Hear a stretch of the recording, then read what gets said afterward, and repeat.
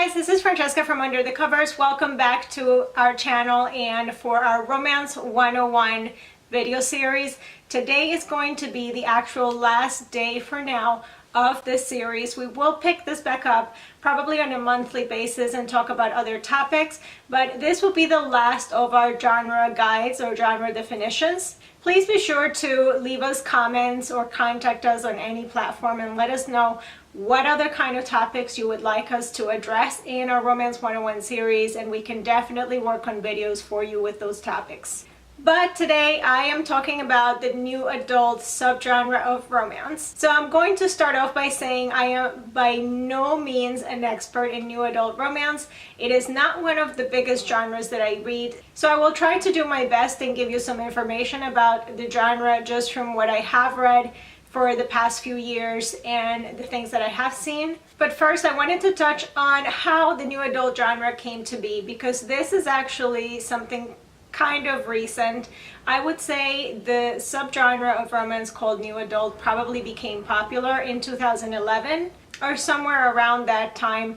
And before that, I still believe that there were books being published with characters with this age, but maybe they weren't putting such a big focus on the angst and all the emotional turmoil that people go through from changing their life between going from their teens to their 20s and all the changes that come with that. That is sort of the gap that the new adult genre filled in the romance community, and like I said, that was a big boom somewhere in 2011, 2012. That was also a period of time when all the new adult books had a very definitive feel and they dealt with a lot of the same kind of emotions. So you didn't really find a huge variety of books in new adult back then. Since then, though, the genre has grown exponentially and you can find all kinds of stories that are encompassed in the new adult subgenre, but they can also be a new adult sci-fi or a new adult romantic suspense. They can mix different genres, and the new adult would only define the age of the characters and some of the emotional struggles that they're going through, but they would also have elements of other subgenres. So like I said before, basically to define a new adult, the main characters have to be somewhere in their late teens, 18, 19, to their mid-20s.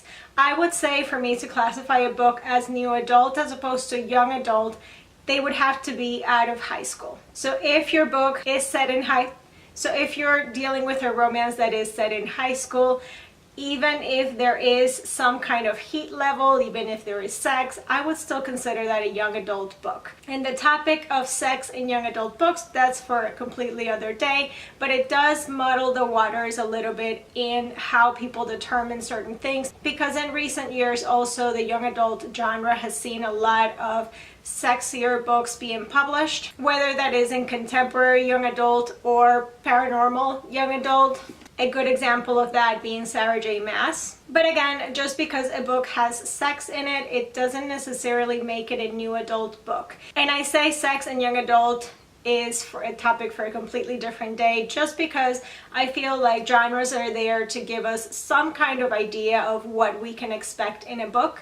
And when authors start muddling the waters a little too much, adding a lot of sex when we're talking about 16-year-olds, those are not necessarily things that I'm expecting to get in a book once I'm going in. But like I said, topic for a different day. So once you figure out that your characters are in the age range that determines whether the book is a new adult, you need to make sure that there is a happily ever after. If there is no happily ever after, either at the end of one book or at the end of a series or a trilogy, then chances are it's not a new adult romance. I think new adult is a genre where series or trilogies that drag out the HEA is a lot more popular than in other genres. So for example, it may take you 3 or 4 books to get to that happily ever after, but it's still there. A good example of that, I would say, is the Experiment in Terror series by Karina.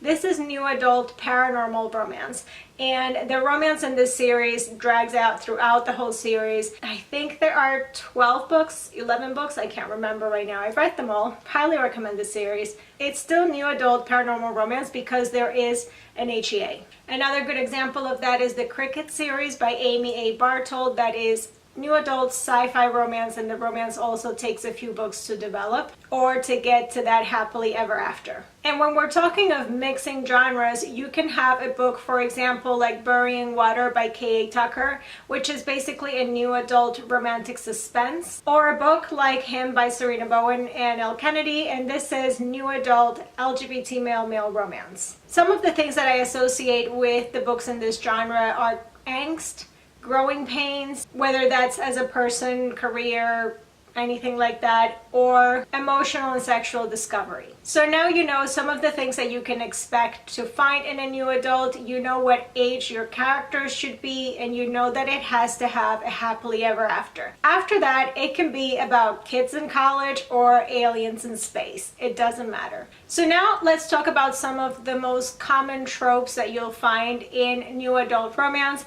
And obviously, I'm not going to touch too much on the really common tropes like friends to lovers, enemies to lovers, second chances, because all of those are things that are easily found in pretty much any genre of romance. Instead, I want to touch on some things that are more prevalent in the new adult genre. So the first one that I want to talk about is dark romance.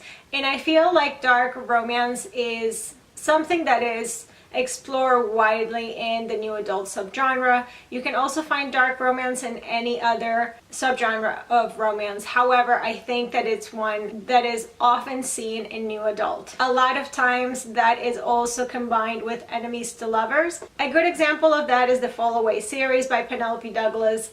These are basically books about bullies falling in love with the people that they used to bully. Probably my favorite is Rival, which is book 2 in the series, and it's also a stepbrother romance. Some of the books in this dark romance could be forbidden romance, like I'll talk a little bit more in my next trope, but it can also mean that there's a certain level of danger to the stories, maybe also dealing with some really bad boy type of characters. So while talking about dark romance, one of the things that comes to mind is always forbidden romance. Like, for example, student-teacher romances, Slammed by Colleen Hoover, or Unteachable by Elliot Wake.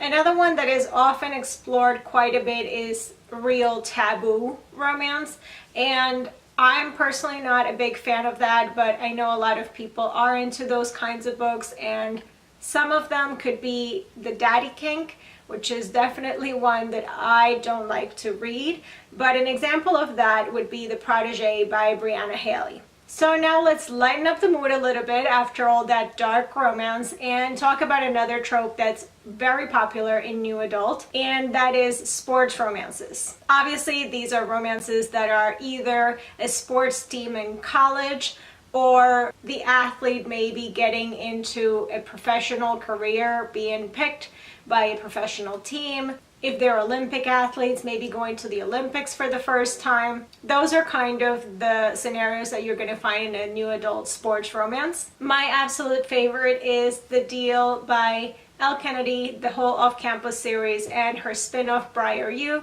I definitely recommend this series if you haven't checked it out. I find that the characters are quite mature for their age, and that is probably one of the things I enjoy the most about this particular new adult series. For a different sport, I really enjoy also the Game On series by Kristen Callahan, and this is book 1, The Hookup. And a more recent series release, the Kings of Rittenhouse series by Maya Hughes. This is book 1, Shameless King. Another thing that is sometimes quite popular in new adult books is the love triangle. This is also very popular in young adult books.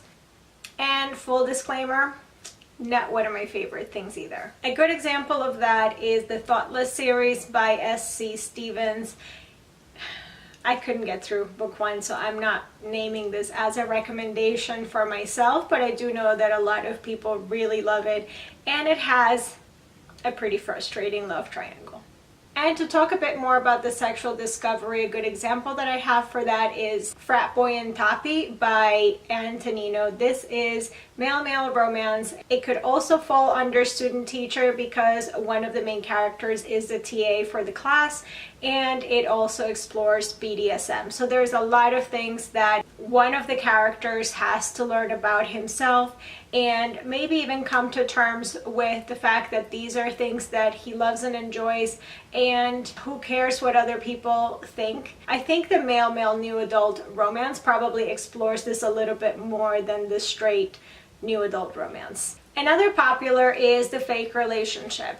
I think maybe one of the ones I've mentioned before is also a fake relationship, but for this, I Have 1 Week Girlfriend by Monica Murphy. I'm sure by now it is quite clear that new adult doesn't mean that it has to be set in college, but I do have a college series to recommend to you guys, and that is the True Believers series by Erin McCarthy. So now that we've talked a little bit about tropes, let's talk about character types. One that's been very common from the very beginning of the new adult genre is the tortured hero or heroine, like in the classic 10 Tiny Breaths by K.A. Tucker. Something very tragic has happened in their lives, maybe when they were still teenagers, and now they're dealing with all that angst and they're not in a good place. They can also sometimes have some unhealthy relationships because of that. Of course, we can't really talk about students without talking about the geek hero or heroine. And that is also quite a popular character type in new adult, like for example in Attraction by Penny Reed. Along the same lines of talking about sports romances, jocks are definitely a popular character type. Another one that's also quite popular is rock stars. Most of the time with rock star romances, you are getting maybe some assholes in there. Which leads me straight into my next character type, which is quite popular in new adult, and that is jerks. I can't really talk about jerks without talking about L.J. Shen because she writes some pretty jerky heroes. And the last one that I want to mention is the military or ex-military heroes, and those are the ones that are maybe just coming back from the war and maybe dealing with some of that PTSD and some of those issues. Two really great examples of that I really enjoyed are Rome by Jay Crownover. This is part of the Marked Men series, and Making Faces by Amy Harmon. One last thing that may confuse you sometimes is the series that have different genres in the same series. So say they start out as a contemporary romance, but then there's a new adult thrown in because maybe they're doing a book for the younger sibling or something along those lines. I still consider that series mostly a contemporary romance series as opposed to a new adult, but I do try to identify the books individually. A series that has done some of that is the Undeniable series by Madeline Sheehan. So I hope this helped you figure out whether the book that you're looking at is a new adult, whether it has shifters like in Lion's Share, or some torture kids in school like in Hopeless. It's still all new adult because there is an HEA and the characters are of a certain age. I've pretty much already talked about the authors that I actually enjoy reading in this genre. Like I said, this is not a genre that I read a ton of, but some of my favorite authors have been Colleen Hoover, K.A. Tucker, Al Kennedy, Amy Harmon, and Kristen Callahan. So even though new adult is not really my go-to genre, and I thought I didn't really have a ton of recommendations to give you, hopefully this helped you in any way, and hopefully you found some books that maybe you hadn't heard of before. I would love to know what are your favorite new adult romances, so please leave them in the comments down below. And if you think that there's a trope or character type that is very common in new adult and I have not addressed it, please also leave it down below. Now on to our last giveaway of Romance 101 week. We are doing blind date with a book, so you will be getting a new adult romance. Not gonna tell you what it is, it's gonna be a blind date. Now because we are posting this on a Sunday, this giveaway is going to be running a little bit longer than the previous videos and the previous giveaways in this series. So you still have plenty of time to enter, just look in the information box down below for how to do that. I hope you guys have enjoyed this series so far. Don't forget to leave us your questions and recommendations for topics that you want to see us talk about in the future in this series. Are there any terms of romance that confuse you or any kind of discussions that you would like us to address or talk about? Just let us know know down below. Don't forget to like this video and subscribe to the channel so you don't miss any of our videos, and all our social media channels, everything will be linked down below, as well as the blog at underthecoversbookblog.com. Thank you so much for watching, guys, and we'll see you again in the next video. Bye bye.